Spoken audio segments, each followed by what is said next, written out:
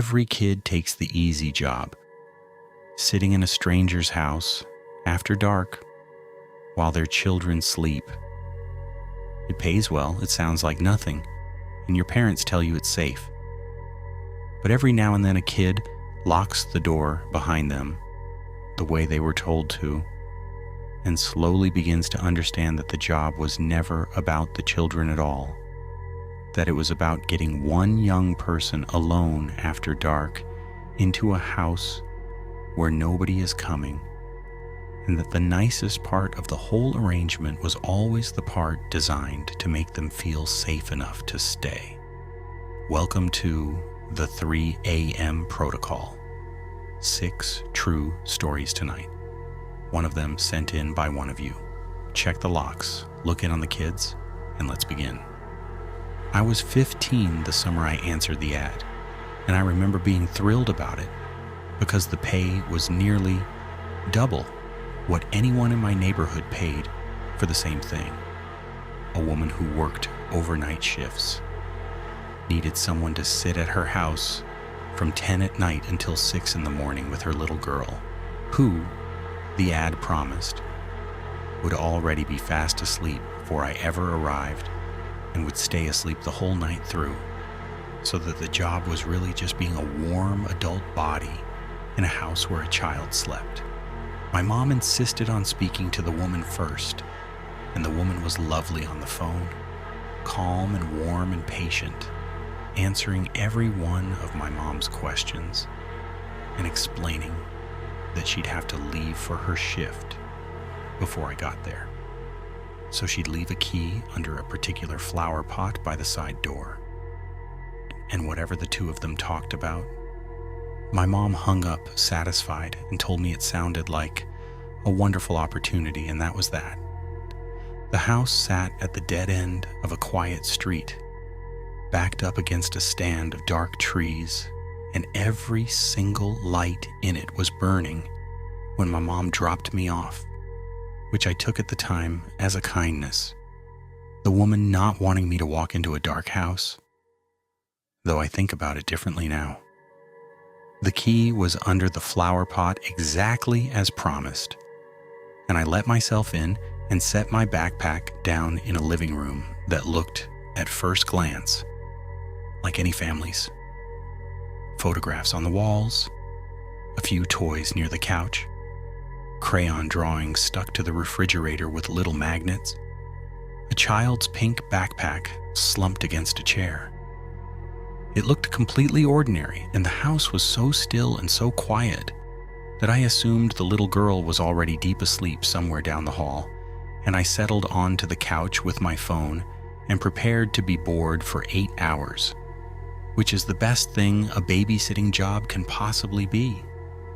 It was about an hour in, when I got up to find the bathroom, that the ordinary house began very slowly to come apart. The crayon drawings on the fridge, when I actually looked at them up close, were old. The paper gone soft and yellow at the edges. A film of dust sitting on the top of one of the magnets. And the pink backpack against the chair was faded and stiff, the way fabric goes when it sat untouched in the same spot for years. And the family photographs on the wall, when I leaned in, all showed the same little girl, but none of them showed her any older than a toddler, as though the pictures had simply stopped 1 year and never started again. I stood in that bright, silent hallway and realized, with a slow, cold feeling spreading up the back of my neck, that in an hour in that house, I'd not heard a single sound from any child, no breathing, no shifting, no small night noises, and that I had no idea which room the little girl was even supposed to be in, because every door down that hallway was shut. And when I tried them, one after another, the first was locked, and the second was locked, and the third was locked, and only the last one, the one farthest from the front door, swung open a few inches onto a dark, empty room with nothing in it at all. I had my phone out to call the woman when I turned around and found that I was no longer alone in the hallway. There was a man standing at the far end of it, near the front of the house, between me and the door. An older man, ordinary looking in regular clothes, just standing there facing me, and when he saw me see him, he smiled, and the smile didn't change, didn't waver, didn't do any of the things a real person's face does when they've been caught somewhere they shouldn't be. I called the woman with my heart going, and she answered on the second ring, and when I told her there was a man in the house, she went quiet for a beat too long. A beat in which, I swear, she sounded less surprised than caught. And then she said, "Oh, that's just my brother. He stays with us sometimes. He's harmless, don't mind him." And told me to go ahead and make myself comfortable in the guest room and that she'd be home by morning. And maybe that was all true. But a brother living in the house is the kind of thing you mention to the 15-year-old you're leaving alone there overnight, and she hadn't. Not in the ad and not on the phone with my mom. And the man at the end of the hall had still not moved and was still smiling.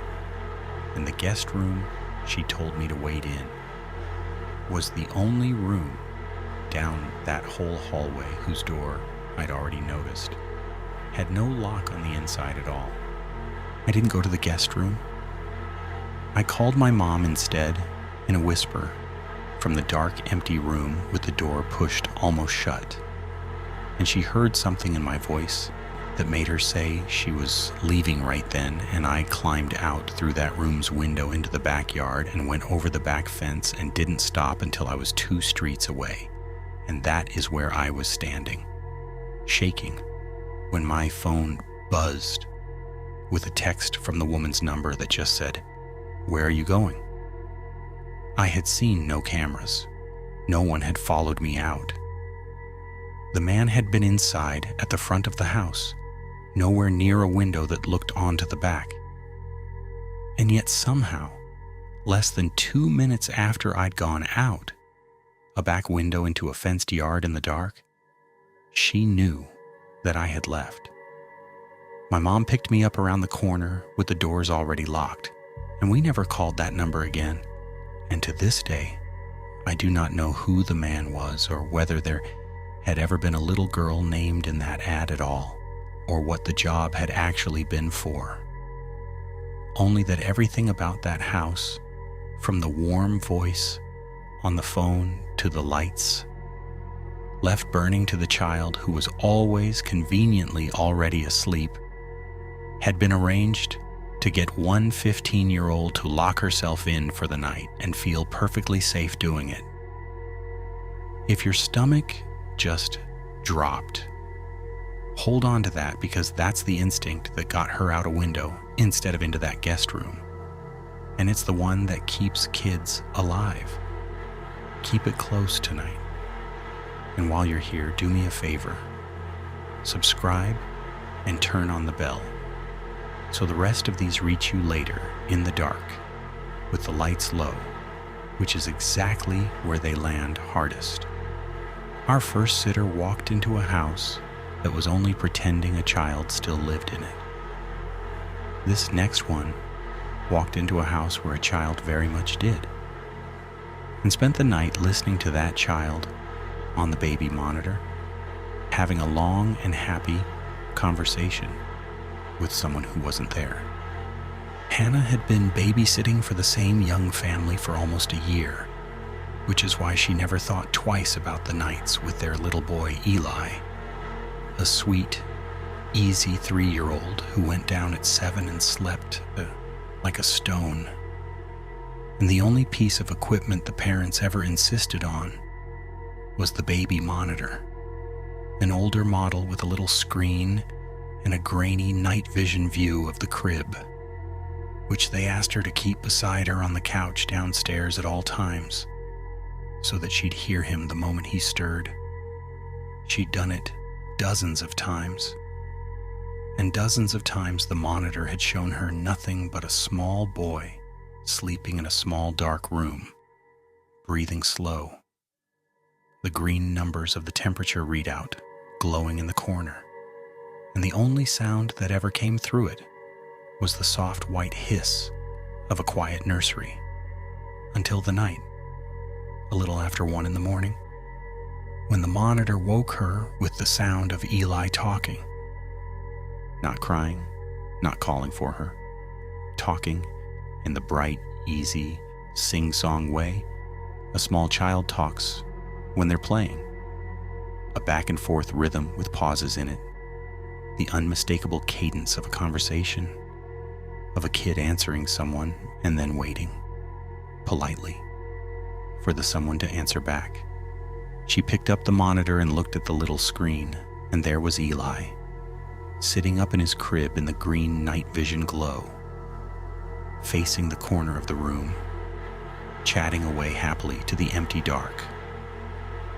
And she told herself, the way you do, that little kids have imaginary friends, that he'd half woken from a dream and was talking himself back down, that it was sweet, really, and nothing at all to climb the stairs over. So she listened instead, and what she heard over the next few minutes slowly drained the warmth out of the room. Because Eli wasn't just chattering into space the way a dreaming toddler does. He was responding. He'd say something, and then go quiet and still, his little head tilted as if listening, and then he'd giggle or answer a question or say, "No, you do it." And the timing of it was perfect, was real, was exactly the timing of a child talking to a patient adult who was, in the silences, saying things back that the monitor simply wasn't picking up. She turned the volume all the way up, and in the longest of those silences, with Eli sitting still and listening in his crib, she heard it. Underneath the hiss, very low, in the half-second before the boy laughed again, the briefest thread of another voice in that nursery, too quiet and too deep to be a child's, shaping something that had the shape of words. And then Eli said, clear as anything, looking at the corner of the room, "She's downstairs," and laughed. And Hannah understood that the conversation had just, for the first time, been about her. She was already up off the couch and moving for the stairs when the boy's tone changed, when the happy sing-song flattened out, all at once, into something small and uncertain. And he said, in the careful voice of a child, repeating a thing he's been told to say, "She's coming up now." She had told no one she was coming up. She had not said a word, had not made a sound, had only stood up off a couch on a different floor of the house.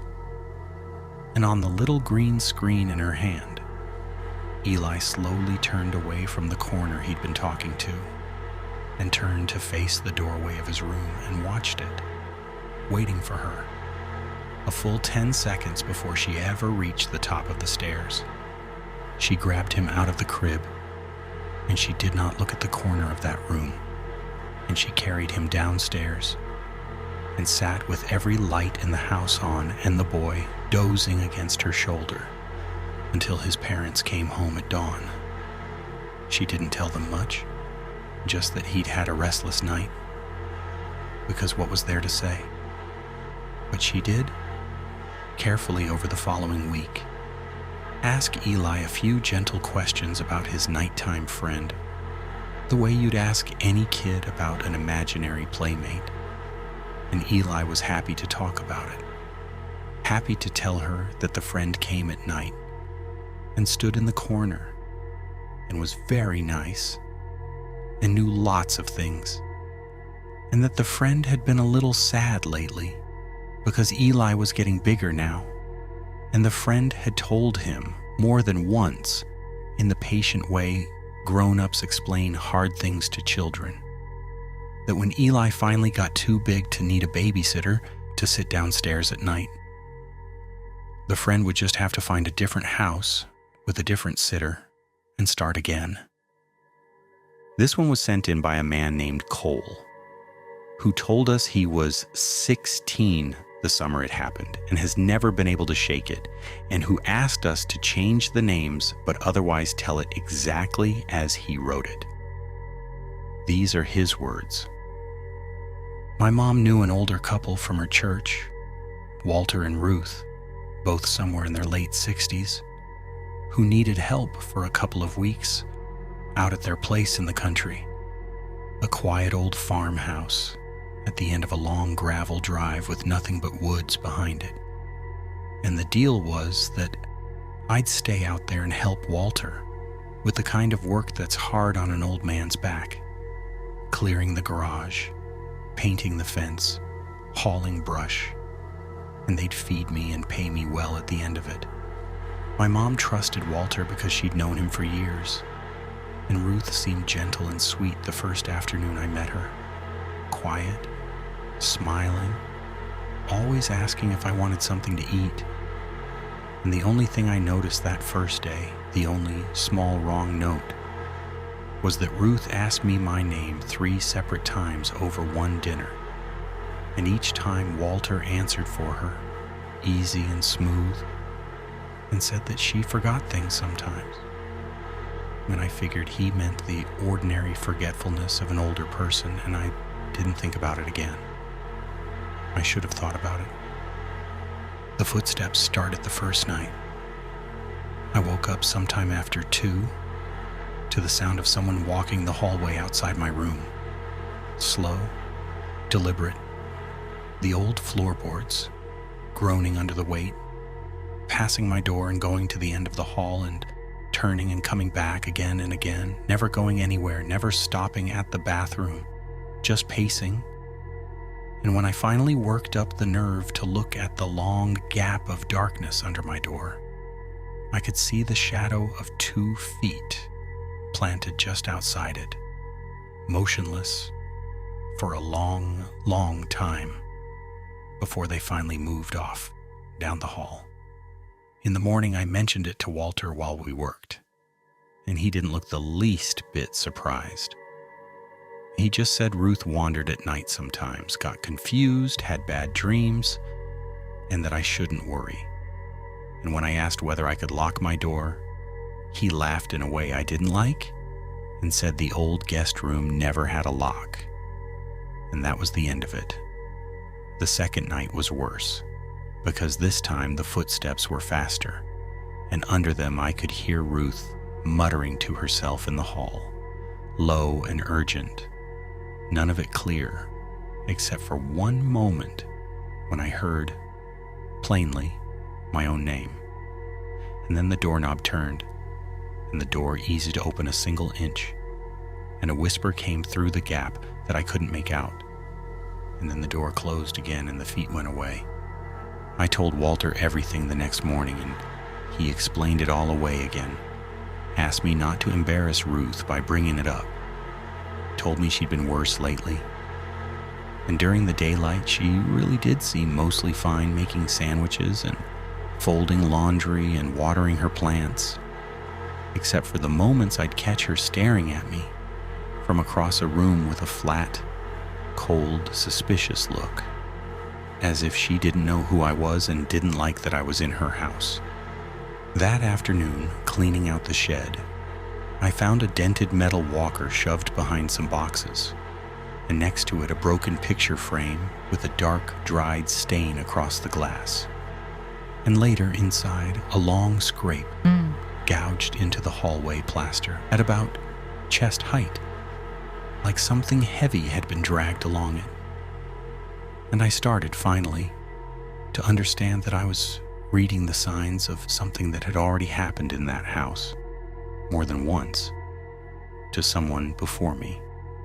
So the next night I dragged my suitcase in front of the door, not heavy enough to stop anyone but heavy enough to make noise. And I lay there in the dark with my phone in my hand. And a little after 2, I woke to the scrape of that suitcase sliding across the floor and looked up, and the door was halfway open, and Ruth was standing in it in her nightgown with her mouth hanging open, breathing hard. And when she stepped into the room, I saw the kitchen knife hanging down at her side. She came toward the bed, whispering the same thing over and over. "You don't belong here. You don't belong here." And I yelled for Walter as loud as I've ever yelled for anything in my life. And she flinched at the sound and turned and marched stiffly out of the room and slammed the door. And Walter came up half a minute later acting annoyed, like I'd woken him for nothing, and told me Ruth would never actually hurt anybody, that she just wasn't herself at night. And I lay awake until the sun came up, with the dresser shoved against the door. I should have called my mom right then. I didn't, because he kept telling me the phone wouldn't reach her, that it was the middle of the night, that we'd sort it in the morning. And the next day, when I found my backpack, moved into the laundry room with a fresh smear of blood across the outer pocket, and Walter snatched it from me and said too quickly that he'd cut himself and set it down in there while he cleaned up, I finally understood that the old man had been hiding the truth from me since the hour I arrived, and that he wasn't going to let me leave easily because leaving meant telling. The last night I didn't undress. I sat on top of the blankets with my shoes on and my bag packed, the dresser against the door, and around 2 I heard Ruth screaming downstairs and glass breaking, and Walter's voice trying to calm her, and then a heavy thud and Walter crying out in pain, and then her feet coming up the stairs fast, and her body hitting my door, and the knob rattling and her voice rising again, furious now that I didn't belong here, that I didn't belong here, while something metal struck the wood and a splinter of the door burst inward, and I went out the window onto the porch roof and dropped into the bushes and ran down that long gravel drive in the dark until I had enough signal to call for help. The police told my mom afterward that Ruth had attacked 2 caregivers before me, that Walter had known exactly how bad she'd gotten and had kept it from everyone because he couldn't bear to put her somewhere and thought he could manage it himself. And the thing I can't get past all these years later is how many nights I lay in that house telling myself it was nothing because I didn't want to be dramatic, because I wanted so badly to believe a thing is still normal right up until the moment it nearly kills you. Cole. The first 3 stories tonight were about the people you're hired to be near, the child, the old woman down the hall, but this next one is about an empty house, or a house that was supposed to be empty, and the slow, sick discovery that being paid to stay alone in a stranger's home can mean you're not actually alone in it at all. Devin was 17, and the job was the easiest money he'd ever been offered. A family going abroad for 3 weeks needed someone to stay in their big house out on Marrow Lane, feed the cat, bring in the mail, keep the lights coming on and off so the place looked lived in, and otherwise just be there. A huge old house set well back from the road behind a long hedge, the kind of place with more rooms than anyone could use, and a basement and an attic and a dozen doors he'd never have a reason to open. The first few days were genuinely wonderful. A teenager alone in a mansion with a full fridge and 100 channels, until the small things started to accumulate. The cat, friendly and underfoot every evening, refusing to go anywhere near the basement door, sitting a careful 6 feet from it with its ears flat. A faint smell of cigarette smoke one morning in a house where no one was supposed to have smoked in years. The leftovers he was certain he'd left in the fridge, gone, the container washed and stacked in the rack, and the thing that finally stopped his breath, a bath towel in the downstairs bathroom, damp when he had only ever used the upstairs one. He told himself a dozen reasonable things, the way you do, and he kept telling himself them right up until the night he came home, late from a friend's, let himself into the dark house, and saw a light burning in an upstairs window, a window in a room at the end of a hall he never used, that he knew with absolute certainty he had not left on, and that switched off by itself in the 3 seconds it took him to stand frozen in the driveway and look up at it. He did the smart thing finally. He did not go upstairs to investigate, the way some part of every one of us always wants to. He stood in that front hall and called the police and told them quietly that he thought someone was in the house with him. And then he went back out the front door and waited in the dark of the yard until the cruiser came. And what they found when they searched the place properly was not a ghost. It was a man.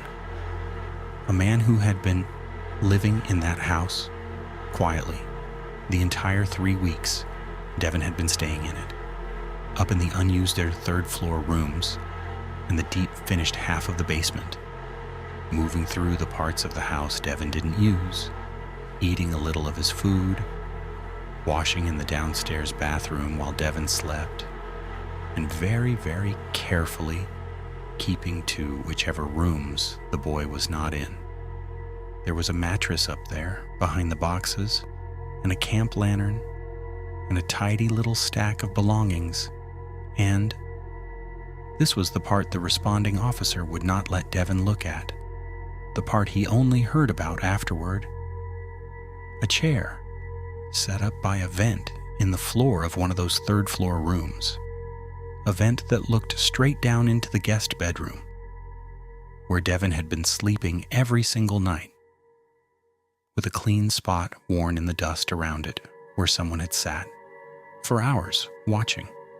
The family came home to a changed house and a story they could hardly believe, and the man was never identified. He was gone before the police arrived, out a back window, the same as the boy at the start of tonight, into the same dark. And the only thing anyone ever really worked out was that he'd likely been squatting in the place for some time before the family left, knew its empty rooms and its blind spots better than its owners did, and had simply stayed on when a lone 17-year-old moved in to house sit, treating the boy the way a careful tenant treats a noisy upstairs neighbor, something to be quietly worked around. And the thing Devin could never afterward put down, the thought that comes to him every time he stays anywhere that isn't his own, is that the house had never once felt frightening, that he'd slept soundly in it for 3 weeks, that the whole time he was congratulating himself on the easiest job in the world, there had been a man a single floor above him, sitting in a chair in the dark, looking down through a vent at a sleeping boy, deciding night after night to leave him be, and that the only thing that had ever stood between Devin and whatever the man might instead have decided was the man's own patience, which is the thinnest and least dependable wall there is.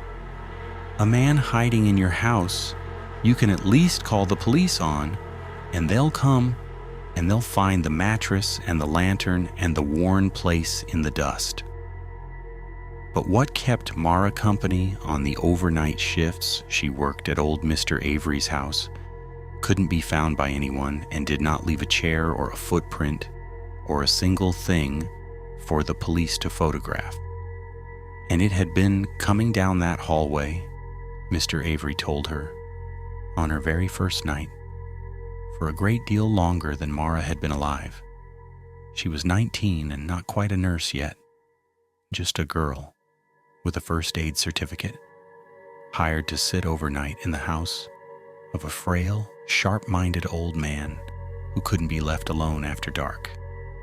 An easy job, an hourly rate to read her books and listen for him, in a tidy little house where the only rule he gave her the first night, delivered flatly over the rim of his teacup, was that no matter what she heard in the hall after midnight, she was not to open his bedroom door until morning, and she was not, under any circumstances, to answer it if it spoke to her in his voice. She'd thought he was a confused old man making a joke, until the third night, a little after 1, when she heard his bedroom door open down the hall and his slippered feet come shuffling along the runner toward the living room where she sat. And she got up to help him, the way you would, and met him in the hallway. And he was standing there in his robe. And he said in his own thin, familiar voice that he couldn't sleep and would she come and sit with him a while in his room. In every ordinary instinct she had said yes, of course, the poor man. Except that she had checked on him not 20 minutes earlier and found him deeply, heavily asleep, the kind of sleep he did not surface from easily, and except that the hallway behind him was wrong in a way she couldn't name, too long and too dark, and except that when she said carefully that she'd just go and turn the kettle on first, the old man in the hallway smiled at her, and his smile held a beat too long, exactly the way the man's had in the very first story tonight. And he said in that same gentle voice, "There's no need for the kettle, dear. Just come in." And Marrow, with her heart slamming, said she'd be right there, and walked not to his room, but back to the living room and picked up her phone, and did not turn around even when she heard the slippered feet follow her to the doorway and stop and stand there waiting for the better part of an hour. In the morning, Mr. Avery was exactly where she'd left him, in his bed, having slept through the whole night. And when she told him, carefully, certain he'd think her mad, about the man in the hall who wore his face and his voice, he only nodded and set down his tea and told her she'd done right, that she'd done exactly what he'd told her to do, and that the thing in the hall had been coming for him for 40 years, since the night his wife had died in the back bedroom of that house, and that it had worn a great many faces in that time. His wife's, his brother's, a nurse who'd quit without explanation, and now, lately, his own, and that it only ever wanted the same single thing, which was for someone in the house to invite it freely across a threshold it could not cross on its own. He'd never opened his door to it, not once in 40 years, and that, he believed, was the only reason he was still alive to warn her. And he told her that the cruelest part, the part that had nearly broken him more than once, was how kind it always sounded, how tired and how familiar, how exactly like someone you loved asking you for the smallest, most ordinary mercy. Just come in. Just open the door. Just sit with me a while. Mara finished out her 2 weeks and did not take another overnight after that, and Mr. Avery passed away peacefully in his sleep about a year later. And the only thing she has ever wondered since, the thing she cannot help wondering, is which face the thing in the hallway finally wore on the last night, and whether, at the very end, alone, he was still strong enough not to answer it. I've saved this one for last because it's mine, and because it's the only one of these I have never been able to explain, or file away, or stop turning over at 3 a.m, and because nothing in it ever actually hurt me, which is somehow the part that stayed with me the longest. I was 16 and I sat one night for a family I'd never sat for before. Friends of my mother's, a perfectly nice couple with a little girl named Sophie, who was 4 and already asleep when I arrived.